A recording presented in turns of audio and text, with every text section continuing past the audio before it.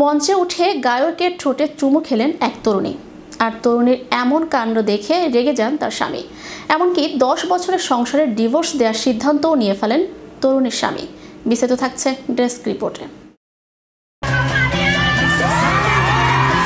মঞ্চে উঠে গায়কের ঠোঁটে চুমু খেলেন এক তরুণী। আর তরুণীর এমন কাণ্ড দেখে রেগে যান তার স্বামী। এমনকি 10 বছরের সংসারে ডিভোর্স দেওয়ার সিদ্ধান্তও নিয়ে ফেলেন তরুণীর স্বামী।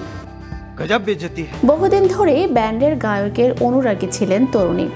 স্বামী সন্তান নিয়ে সংসার তার। পেশায় নেট প্রভাবী ছিলেন তিনি।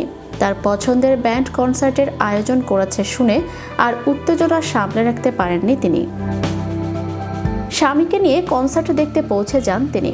তরুণী যে ব্যান্ডের গায়কের একনিষ্ঠ অনুরাগী তা জানতে পেরে প্রভাবিত তরুণীর ডাক পড়ে মঞ্চে।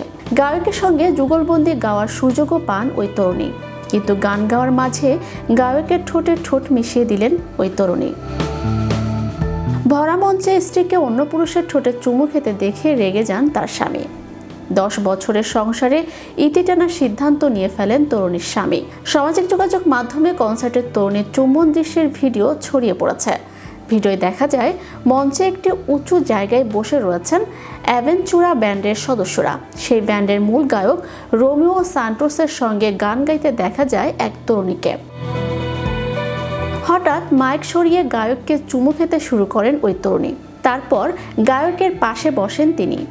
গায়কের পায়ের উপর হাত রেখে গান গাইতে শুরু করেন তরুণী। তারপর তরুণীর হাত নিয়ে সেখানে চুমু এঁকে দেন গায়ক। ঘটনাটি ডিসেম্বর মাসে ডোমিনিকান রিপাবলিকে ঘটেছে। তরুণীর নাম মিরিয়াম ক্রুজ। অ্যাভেঞ্চুরা ব্যান্ডের গান শুনতে ভালোবাসেন মিরিয়াম। তবে রোমিওর প্রতি তার অনুভূতি ভিন্ন।